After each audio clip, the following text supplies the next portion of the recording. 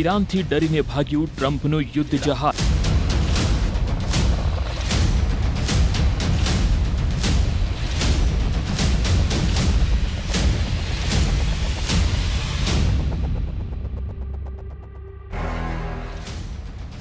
USS લિંકને back gear લગાવ્યું।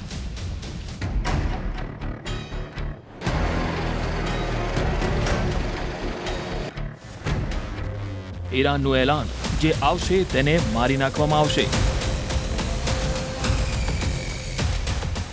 260 દિવસ સુધી ઈરાનને ઘેરીને ઊભું ટ્રમ્પનું એટમી કેરિયર બેટલ ગ્રુપ ભાગી ગયું છે। યુએસએસ લિંકનની જગ્યાએ ટ્રમ્પ પોતાના લડાકુ વિમાનો ઈરાન મોકલી રહ્યા છે, પરંતુ ઈરાને ધમકી આપી છે કે તેની રેન્જમાં જે પણ અમેરિકન હથિયાર આવ્યું તેનો સફાયો નક્કી છે। હકીકતમાં ઈરાન પર હુમલો કર્યા બાદથી અમેરિકા ખાડીના આ યુદ્ધમાં ફસાયેલું છે। ટ્રમ્પ સતત ઈરાન યુદ્ધમાંથી બહાર નીકળવાના રસ્તા શોધી રહ્યા છે, પરંતુ તેમને કોઈ સફળતા મળતી નથી દેખાઈ રહી, જેના કારણે વધતી રાહમાં અમેરિકન સેનાની હાલત ખરાબ થઈ રહી છે। સૌથી વધુ ટેન્શન બ્લુ બેટલ ગ્રાઉન્ડમાં છે, જ્યાં અમેરિકન કેરિયર બેટલ ગ્રુપના શ્વાસ ફૂલી રહ્યા છે। ઈરાનની નાકાબંધીમાં તૈનાત યુદ્ધ જહાજોથી ટ્રમ્પને સતત બેડ ન્યૂઝ મળી રહી છે। યુએસએસ અબ્રાહમ લિંકનના એક તાજા વિડીયોમાં ટોયલેટ જામ બતાવવામાં આવ્યો છે, જ્યારે યુએસએસ જ્યોર્જ વોશિંગ્ટનના વિડીયોમાં ખરાબ ભોજનની તસવીરો વાયરલ થઈ છે। યુદ્ધ જહાજો પર અમેરિકન સૈનિકોને જરૂરી સુવિધાઓની કટોકટીનો સામનો કરવો પડી રહ્યો છે, જ્યારે ટ્રમ્પનો દાવો છે કે આ ફેક ન્યૂઝ અમેરિકન ચેનલે ફેલાવી છે।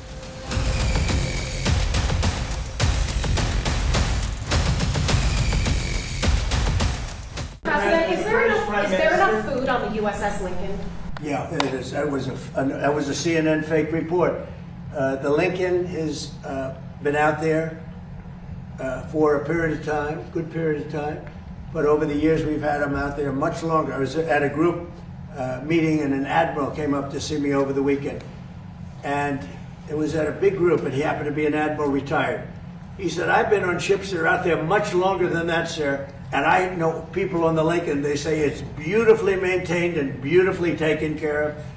And other people went out and they found out to be true. It was fake news reporting from CNN. Okay.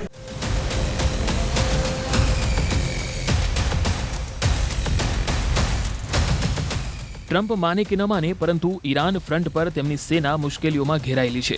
નહીં તો લિંકનની જગ્યાએ જ્યોર્જ વોશિંગ્ટને ઈરાન ફ્રન્ટ પર તૈનાત શા માટે કરવામાં આવી રહ્યો છે? વળી હોર્મુઝ સ્ટ્રેટ પર ટ્રમ્પની ધીરજ ખૂટી ગઈ છે।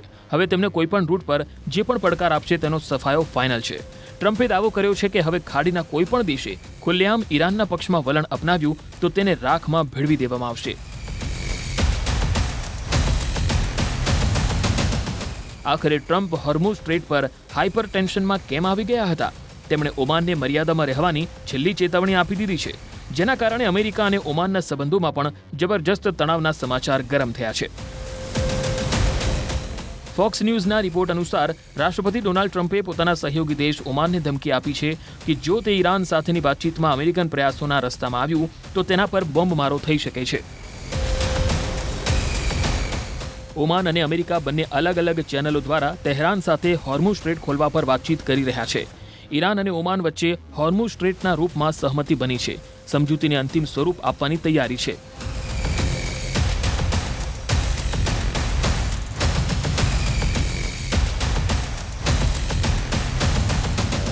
آرزوی مرگ آرام رو به گور خواهند برد. از این به بعد هم مطمئن باشید با چنین روش‌هایی که عرض کردم قبلا امتحان کردن و نتیجه نداده قرار نیست نتیجه دیگری عایدشون باشه. حتما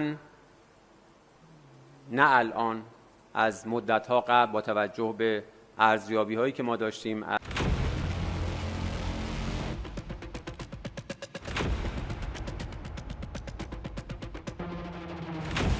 ઈરાનથી ઓમાનની કોઈ ડીલે ટ્રમ્પને આઉટ ઓફ કંટ્રોલ કરી દીધા છે। હકીકતમાં ઈરાન અને ઓમાન વચ્ચે જહાજોના ટ્રાન્ઝિટ રૂટને લઈને સહમતિ બની છે। ઈરાને તેની પુષ્ટિ કરી છે।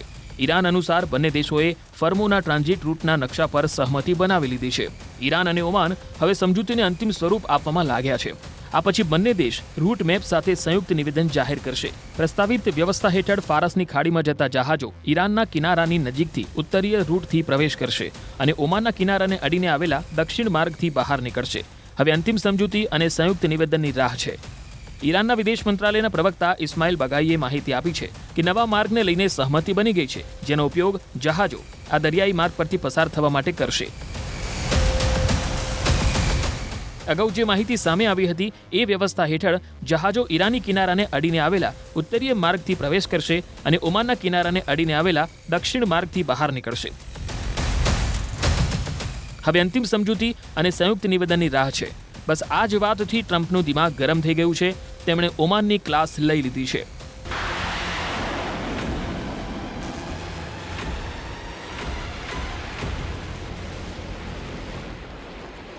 Your presidency? This morning you said you would bomb the S out of Oman if they got in the way of reopening the Strait of Hormuz. Would you say you're out of patience with Oman, a strategic No, I partner don't think to they behave negotiate? very well, but we'd handle them very easily, just like we do others. Oman પર ટ્રમ્પના ગુસ્સાવાળા વલણે ખાડી દેશોને ભડકાવી દીધા છે. અમેરિકાની Iran નીતિને લઈને પહેલેથી નારાજ ઘણા ખાડી દેશો નવા સેટઅપ તૈયાર કરી રહ્યા છે, કારણ કે મોટાભાગના દેશોએ માની લીધું છે કે અમેરિકા ઈરાન યુદ્ધ વાતચીતથી બંધ થવાનું નથી. જે દેશોએ ટ્રમ્પ સામે બળવાના સંકેત આપ્યા છે તેમાં સાઉદી અરેબિયા, યુએઈ, કતાર, કુવૈત અને બહેરીન સામેલ છે. આ દેશોને હવે ડર સતાવી રહ્યો છે કે ટ્રમ્પના યુદ્ધની કિંમત તેમણે ચૂકવવી પડશે. વોશિંગ્ટન પોસ્ટના રિપોર્ટ અનુસાર અમેરિકાને અરબ વર્લ્ડના ગુસ્સાની જાણકારી આપી દેવામાં આવી છે. કદાચ આ પણ એક કારણ છે જેના કારણે અમેરિકા પોતાના સૈન્ય અડ્ડાઓનું શિફ્ટિંગ શરૂ કરવાની ઉતાવળમાં છે.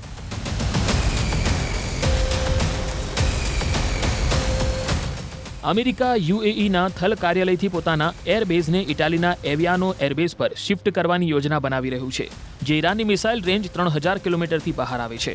આ કારણે ઈરાનના હુમલાથી સ્ટેલ્થ જેટ અને જાસૂસી વિમાનો બચી શકે છે. આ પછી પણ ઈરાન જો દબાણમાં નહીં આવે તો હોર્મુઝ એકવાર ફરી વિસ્ફોટક યુદ્ધનું એપિસેન્ટર બની જશે.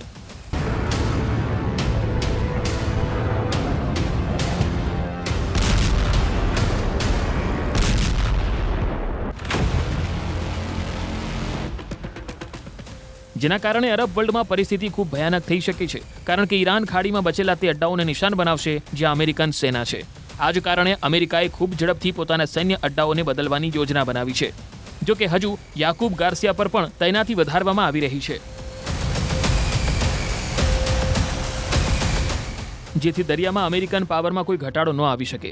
પરંતુ આ જ રણનીતિમાં સૌથી મોટો ખતરો છુપાયેલો છે. અમેરિકા આવું સમજૂતી માટે કરી રહ્યું છે કે પછી લાંબા સમય સુધી યુદ્ધ માટે?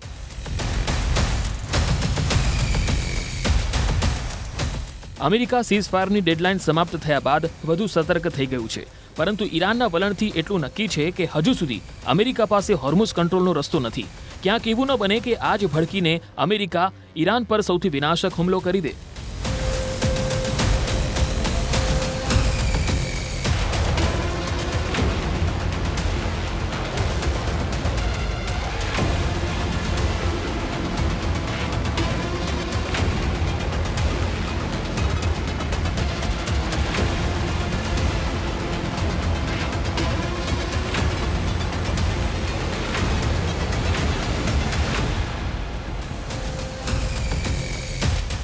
અમેરિકા ઈરાન વચ્ચે ડીલની સોય એક જગ્યાએ અટકેલી છે. આ ન તો હોર્મુઝ છે કે ન તો મુસ્તબાનો તખ્તાપલટ છે, ન તો ઈરાનના પ્રોક્સી ફાઇટર ગ્રુપ છે, ન તો લેબનાન અને યમનનું યુદ્ધ છે.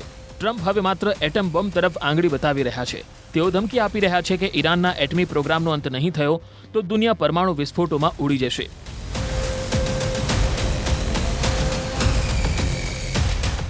એક અમેરિકન ન્યૂઝ ચેનલને આપેલા લાંબા ઇન્ટરવ્યુમાં ટ્રમ્પે ખૂબ મોટા દાવા કર્યા છે, પરંતુ સૌથી વિસ્ફોટક દાવો એટમ બોમ્બ પર છે.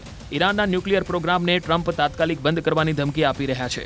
ટ્રમ્પ આખી દુનિયાને ઈરાનના એટમ બોમ્બના ખતરો જણાવી રહ્યા છે કે ચિંતા ભારે છે. હકીકત એવી છે, I had to divert because if I didn't do that, right now you would have Iran with a nuclear weapon, and if they had a nuclear weapon, you would be calling everybody over there, sir. And you don't want to do that. America અને Iran માત્ર 3 મુદ્દાઓ પર ગૂંચવાયેલા છે, જેમાં પહેલો ઈરાનનો પરમાણુ કાર્યક્રમ છે, બીજો હોર્મુઝ સ્ટ્રેટ પર કબજો છે અને ત્રીજો યુદ્ધમાં થયેલા નુકસાનના વળતર પર વાત થશે. ટ્રમ્પ ત્રણેય મુદ્દાઓ પર પોતાનું વલણ સ્પષ્ટ કરી ચૂક્યા છે. તેમણે ઈરાનને તાત્કાલિક સરેન્ડર કરીને તમામ વાતો પર રાજી થવાની ધમકી આપી છે. આ જ કારણે ટ્રમ્પે હોર્મુઝ પર યુદ્ધ જહાજોને ઊભા કરીને બેરિયર લગાવી રાખ્યું છે. તેમણે ટીવી ઇન્ટરવ્યુમાં દાવો કર્યો છે કે હોર્મુઝ સ્ટ્રેટ બંધ થવાથી ઈરાનની હાલત ખરાબ છે. તેમનું દબાણ ઓછું કરી રહ્યું છે. ઈરાનને ડરાવવા માટે અમેરિકા ખાડીમાં ફોર્સ વધારવા જઈ રહ્યું છે. પેન્ટેગનના અધિકારીઓ અનુસાર America aircraft carrier USS George H.W. Bush પર લગભગ 6,000 સૈનિક અને અનેક વોરશિપ ફરીથી ઈરાનની નજીક તૈનાત કરશે. US નેવીની 11મી મરીન એક્સપેડિશનરી યુનિટ સાથે લગભગ 4,200 સૈનિકોની તૈનાતી આ જ મહિનામાં ઈરાનની નજીક થઈ જશે. નવી તૈનાતી સાથે ઈરાન ફ્રન્ટ પર અમેરિકાની ફોર્સ અને તેમની ટીમની સંખ્યા 50,000ના આંકડાને પાર કરી જશે.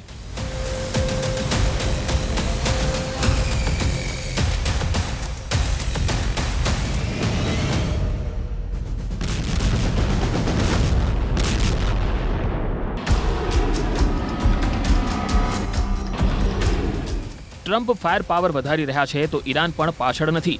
ઈરાન તેમની દરેક ચાલને શાંતિથી કાપી રહ્યું છે. ઈરાનના રિવોલ્યુશનરી લડાકુઓ ધમકી આપી રહ્યા છે કે હોર્મુઝ સ્ટ્રીટના બદલામાં તે 3 ઓઇલ કોરિડોર બંધ કરવા જઈ રહ્યું છે, જેના કારણે ખાડી દેશોનો સમગ્ર ઓઇલ બિઝનેસ ઠપ્પ થઈ જશે. ઈરાનના રિવોલ્યુશનરી ગાર્ડ્સે હોર્મુઝ સ્ટ્રેટનો બદલો લેવા માટે ઓમાનની ખાડી, ફારસની ખાડી અને લાલ સમુદ્રના ઓઇલ રૂટ ઠપ્પ કરવાની તૈયારી કરી લીધી છે.